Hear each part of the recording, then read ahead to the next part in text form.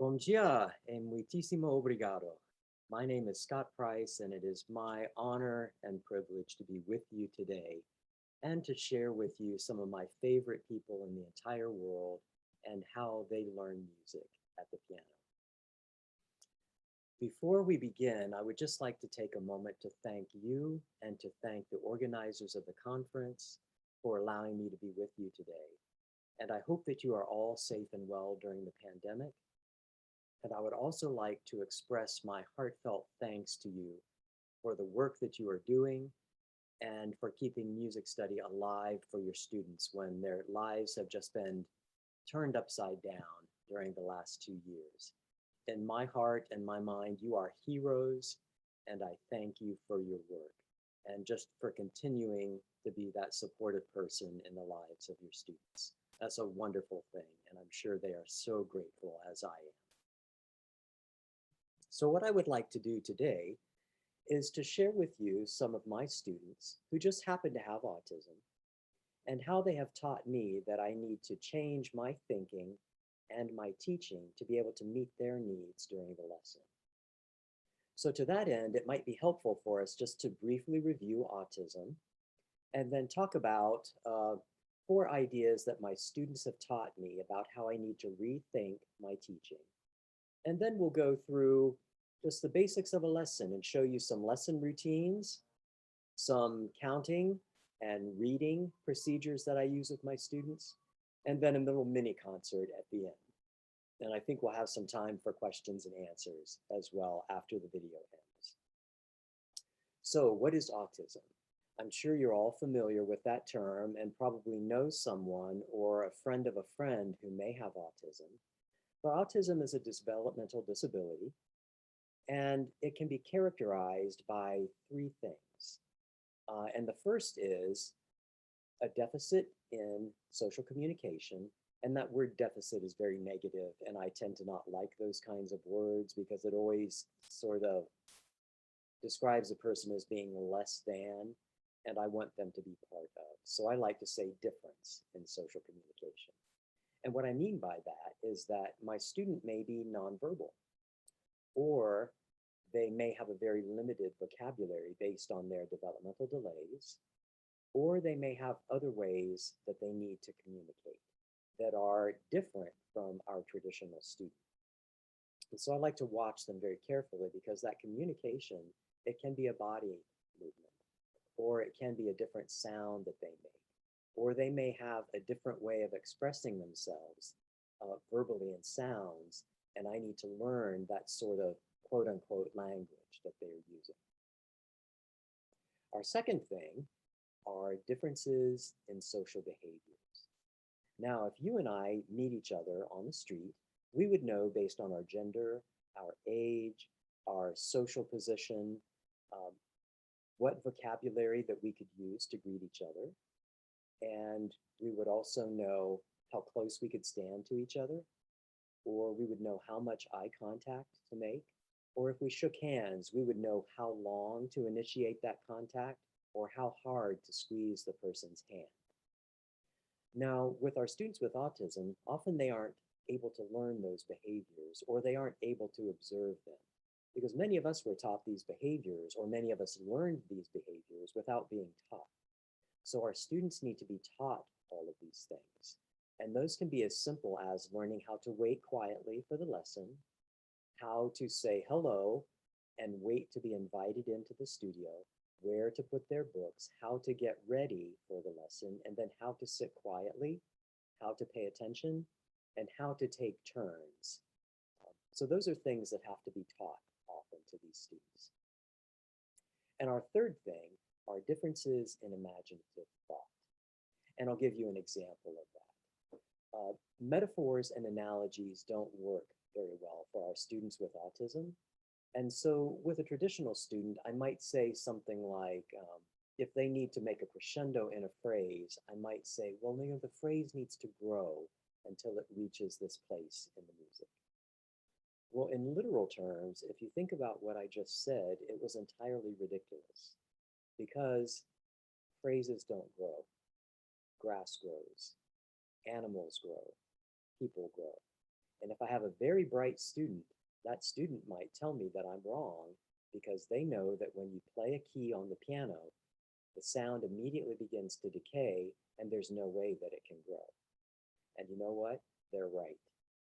So a way I would approach that with a student with autism who needs very literal imaginative constructs is to say, all right, in this phrase, with your finger number one on the first note, I need for you to touch that one very gently. For finger number two, I need you to touch it more strongly with your finger number two. For finger number three, I need you to play that one strong. Finger number four, much more strong, and finger number five is strong. And that way, my student is able to understand how a phrase would grow with a crescendo, but they understand it in terms of exactly what to do with their fingers to make that sound occur at the keyboard. Now, autism is often referred to as a spectrum disorder. And what that means is everyone with autism will fall at some place on that spectrum. Some people might fall at one end where they need continuous care throughout the day. They may be nonverbal, they might have a limited vocabulary. And then other people might fall at the other end of the spectrum where you may not know that they have autism, or they may be able to hold down a job, or be remarkably self-sufficient. So what that means is every student with autism will be a different student with autism, and we need to reframe and rethink our pedagogy to meet the needs of that particular student. Now, to do that, I have learned four things from my students, or four things that my students have taught me to be able to function well within their world.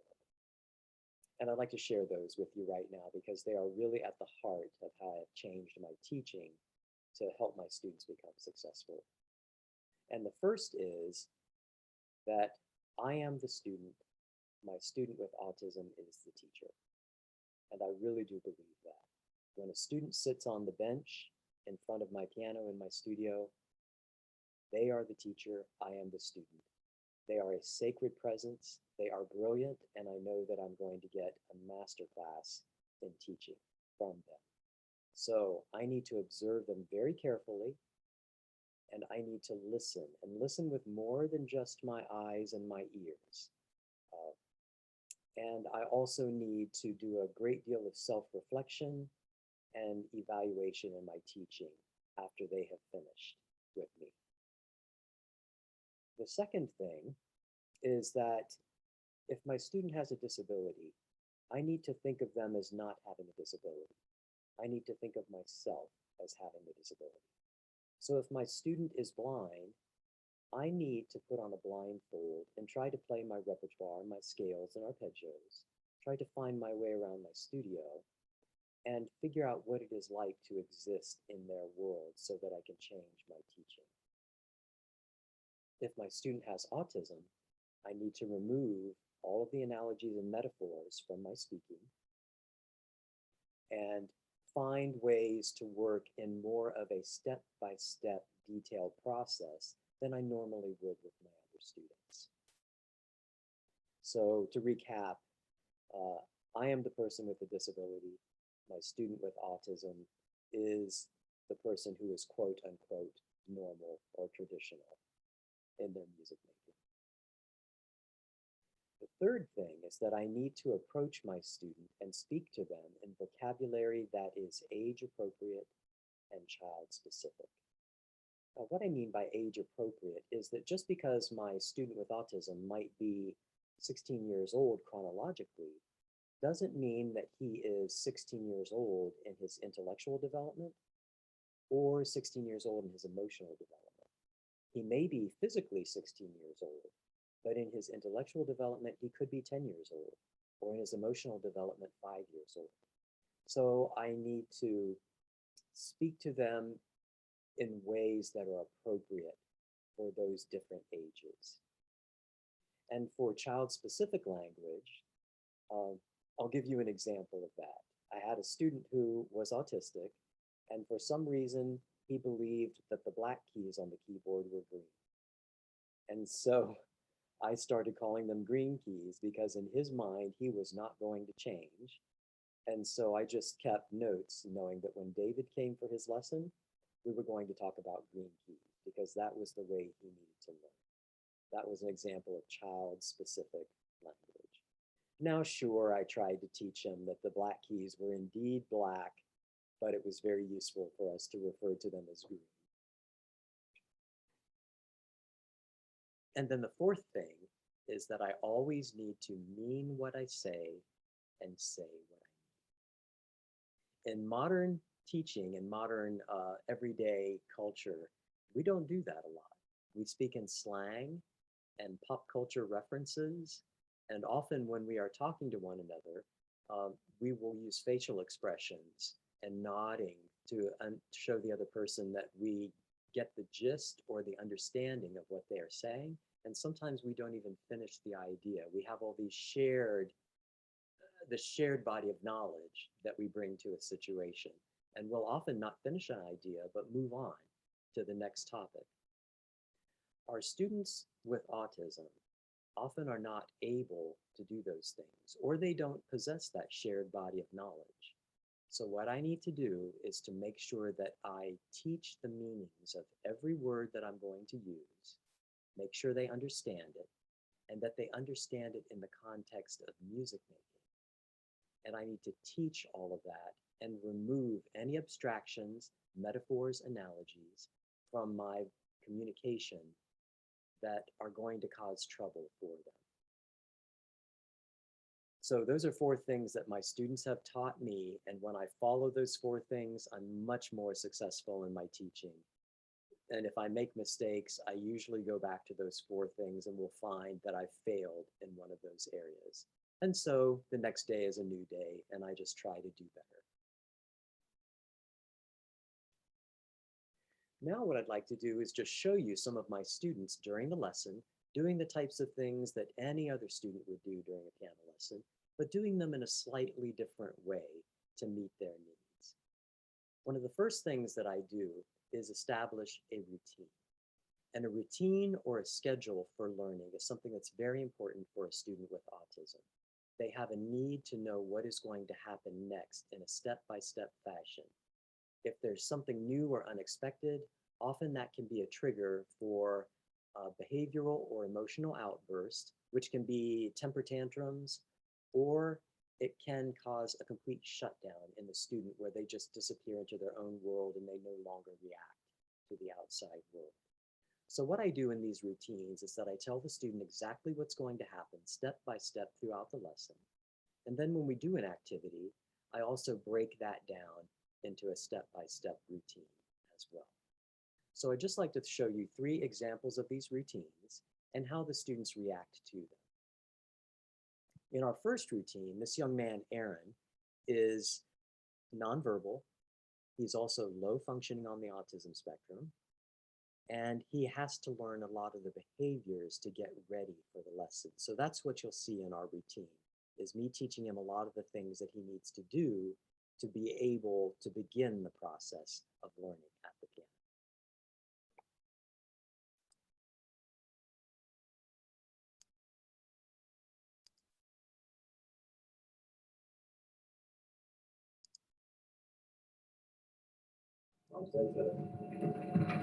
Hi, Aaron.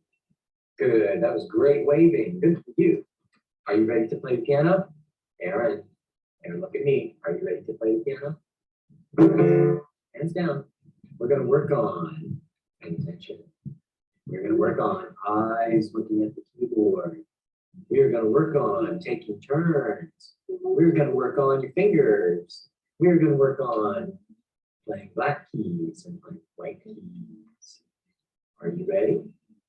Are you ready? Aaron, look at me. Look at me, Aaron. Aaron, Aaron, look at me. I'm here. Eyes looking at the keyboard. You can play. So he's a wonderful young man. And you'll notice that we really didn't do a whole lot of actually playing the piano. He was just getting ready to learn to play the piano.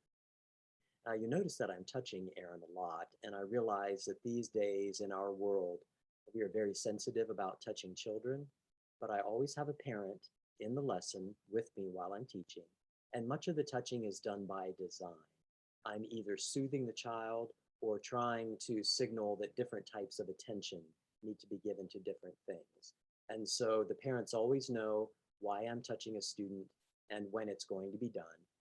And also sometimes a student with autism doesn't want to be touched. And that's fine. We can still find other ways of gaining joint attention and also focusing their thinking and their learning. Our next student is Margaret, and Margaret was born 3 months premature. She is nearly blind. She has developmental delays, speech delays, and fine motor skill delays as well. And she's what we would characterize as being lower functioning on the autism spectrum. Now for Margaret, she's a happy, bubbly personality, and you'll hear us go through her routine, and then at the end, you will hear her go right back to the beginning and tell me what we're going to do first. Now, you may think, I lost my paper that I wrote down for the routine, or you might think, I can't remember what's going to come next in the lesson. Well, if that ever happens to you with a student with autism, these children have a wonderful ability and gift for remembering lists and details. So if you ever forget or you lose your paper, just look at them and say, what's next? And they will tell you what's next every single time.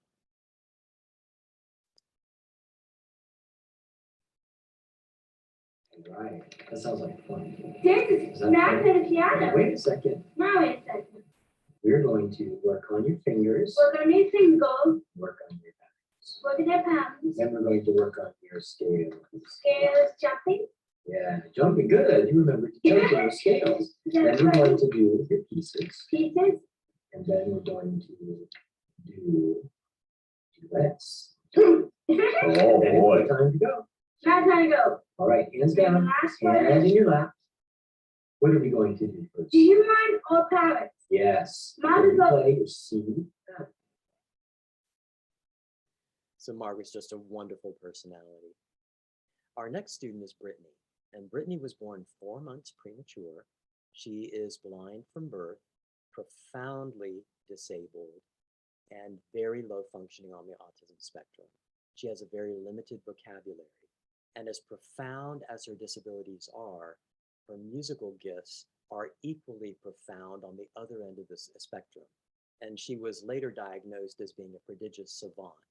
And this is a young lady who taught herself how to play the piano, and she has in her mind a vocabulary of thousands of popular songs, Broadway show tunes, hymn tunes, and classical melodies that she can reproduce at will in simplified arrangements. And although she cannot speak much herself, she can sing you the lyrics for all of these songs. At the end, you'll see her go right back to the beginning and tell me what's happening first in the routine. But her speech delays are so profound that it will take her quite a few seconds to actually form the consonant of the letter M and be able to pronounce it.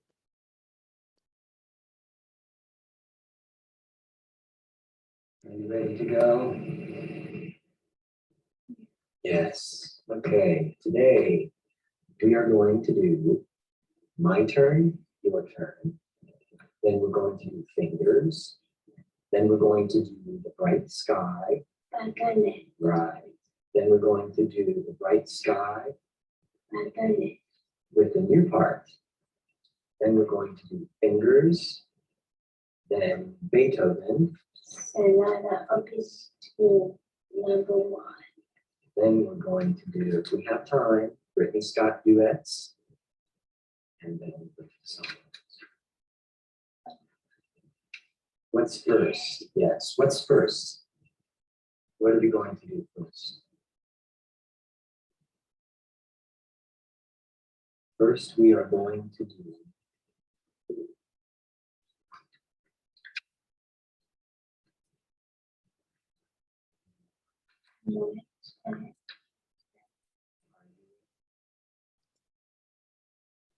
So Brittany is a wonderful, wonderful student and a wonderful musician.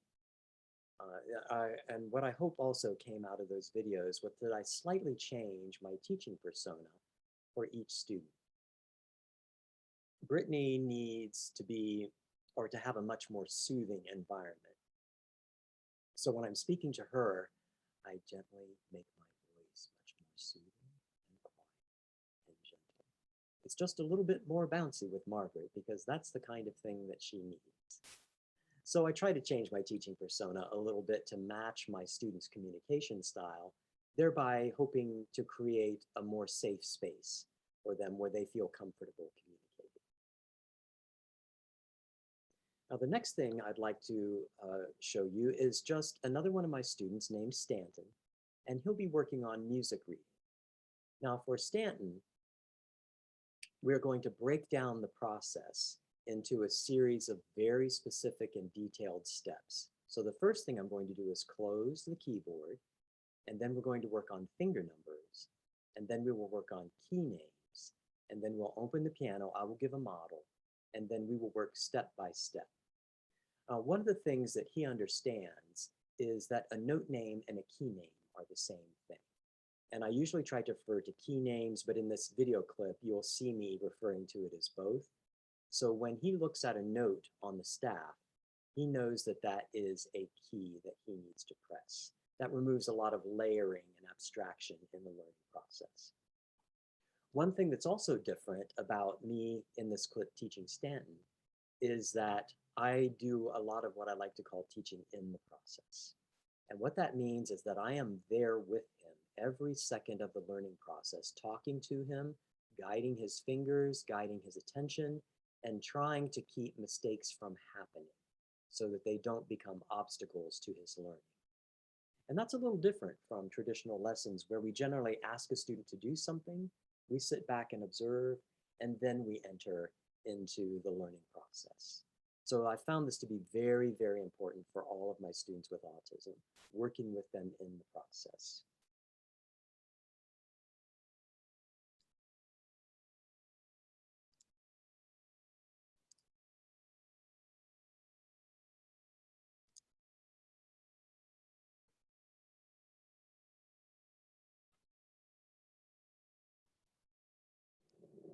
Can we work on some more challenge? Yeah. No? Yes? Yes. Yeah, good, good. You had to work on lines 1 and 2. Let's do line 1. Finger numbers. Ready?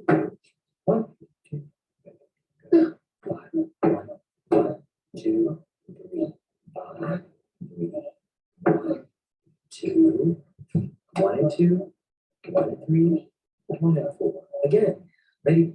Go. 5, 1, 1, 2, 3, 5, 3, 1, 2, 1 and 2, 1 and 3, 1 and 4.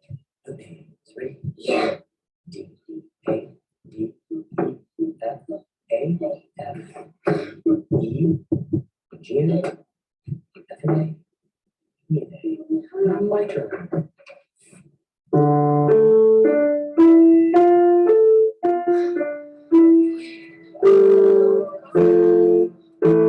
Your turn. Get ready.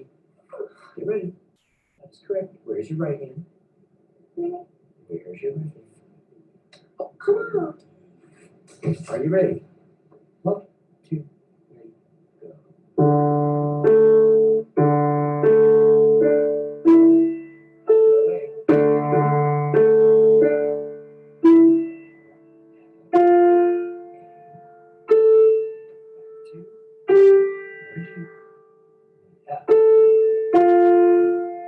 Very good. And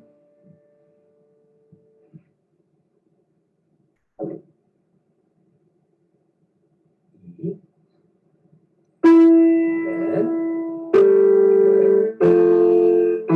great. Do it again. Are you ready? 1, 2, ready, go.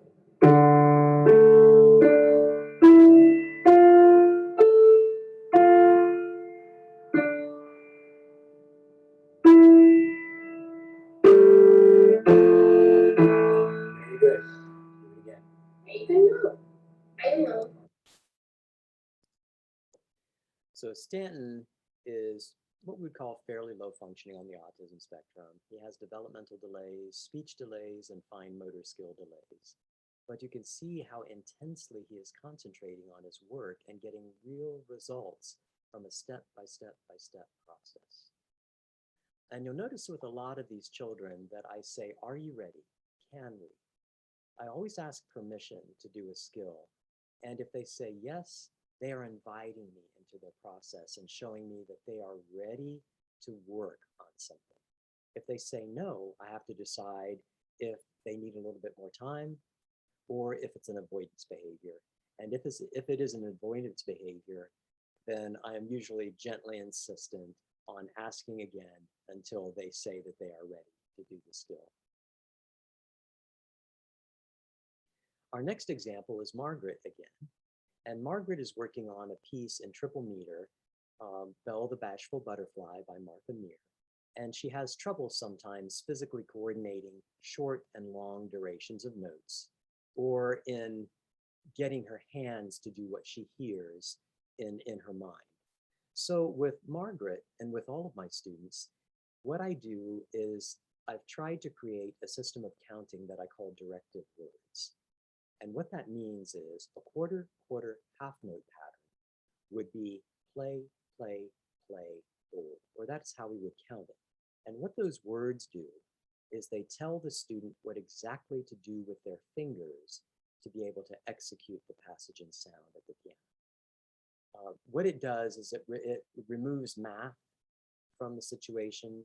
It removes all kinds of levels of abstraction from the counting and just gets right to the basics of do this with your body to make this sound and do this with your body to make the next sound. And you'll see her working on those throughout this piece. Again, I'm working in the process with Margaret, and you'll hear me saying things like play, hold, or play, hold it along with her.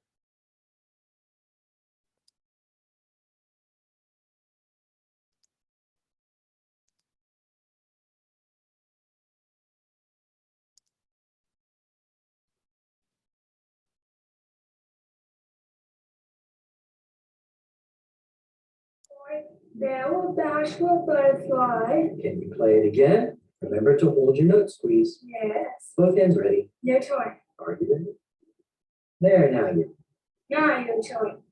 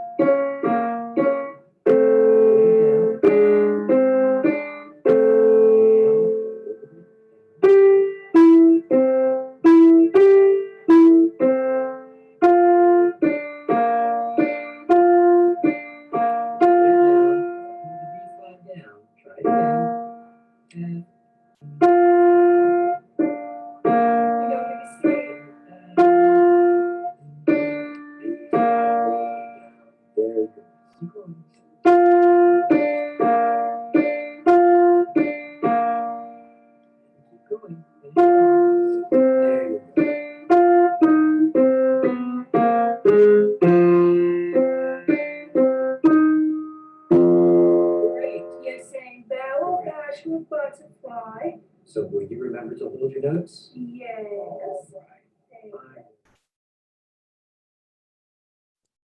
So she's wonderful and she's very patient with the process. The next clip that I would like to show you is Brittany. And this is just an example of how I'm doing everything that I've done with the other students, but in a non-verbal capacity. Since Brittany has a very limited vocabulary, what I'm doing here is just breaking down the process through modeling, playing the right hand, playing the left hand, and then letting her put it back together because she is so precociously talented. Now you'll also notice that I'm sitting slightly behind her and I have my arms around her as I play. This is just to facilitate the process. And again, there's a parent in the lesson the entire time who knows what I'm doing and why I'm doing it. And you'll also see Brittany making some very strange motions with her hands. And this is because this young lady is so excited about the sound of the piano and the sound of music that she just can't contain her excitement over it.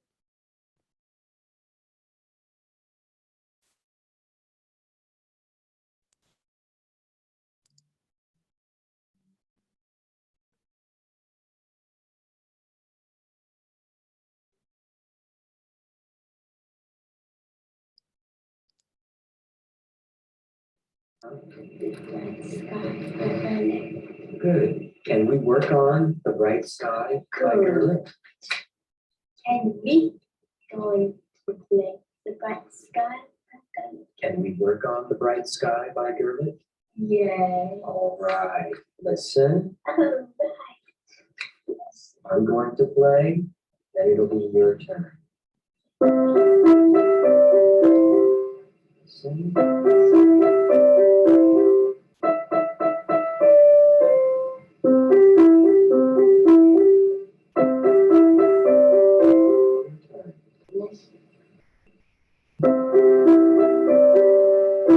Listen. Very good. Listen, hands down. Hands down.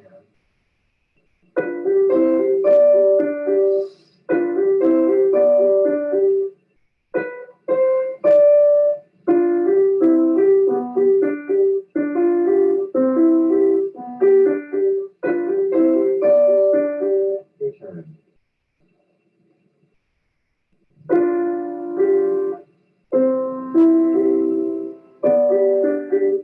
Good. And Listen.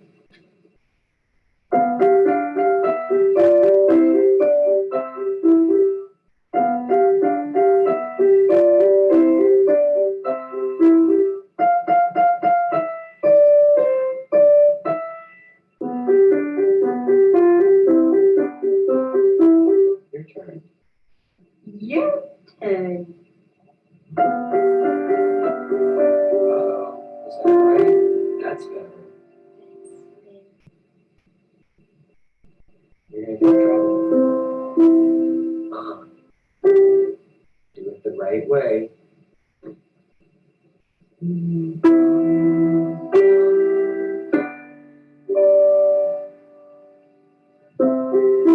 it again. Do it the right way. All right, so there was an example of what we call hand over hand teaching as well, with me touching her fingers and showing her how to play. Now, it may seem that I was being overly stern in telling her to do it the right way, but please remember that Brittany is extremely gifted, and in her mind, the way Gurlitt wrote it isn't that interesting. So she wants to change the music and make it more interesting. So we have to differentiate between Gurlitt's way, and if Brittany will do it Gurlitt's way, then she can do it Brittany's way, which is to change the notes and make it more interesting to her ear. So she's a very precocious student, very, very gifted. Just the way we teach her is a little bit different than a traditional student. Now, to close out our time today, I would like to show you just a brief recital of some of these students who are playing improvisations. I teach improvisation in every lesson, and it is a learning tool for us.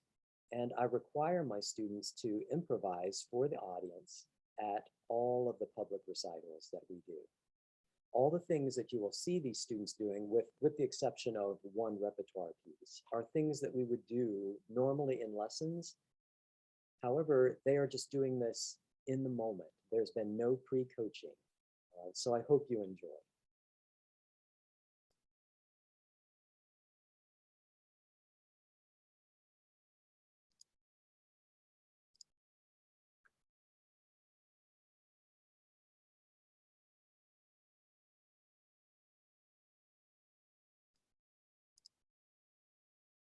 Are you ready? Okay. And one, ready, go.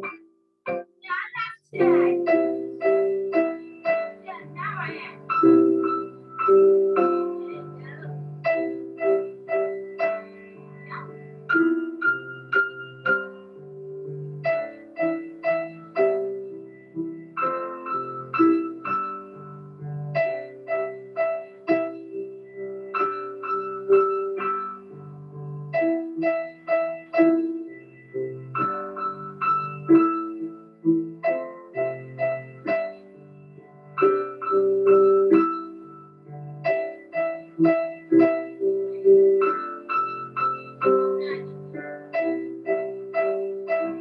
Way to go. Good job.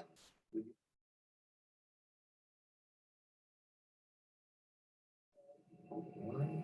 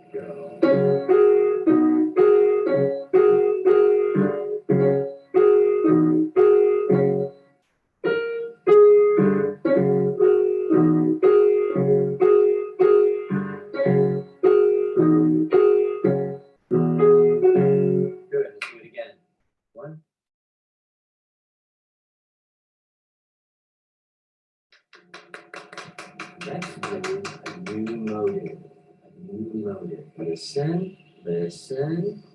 Okay, my turn. Hands down. Hands down. This is your motive.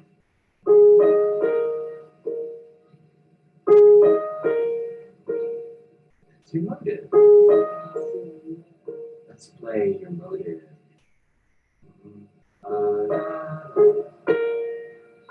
Why don't you use this finger? Can you do it?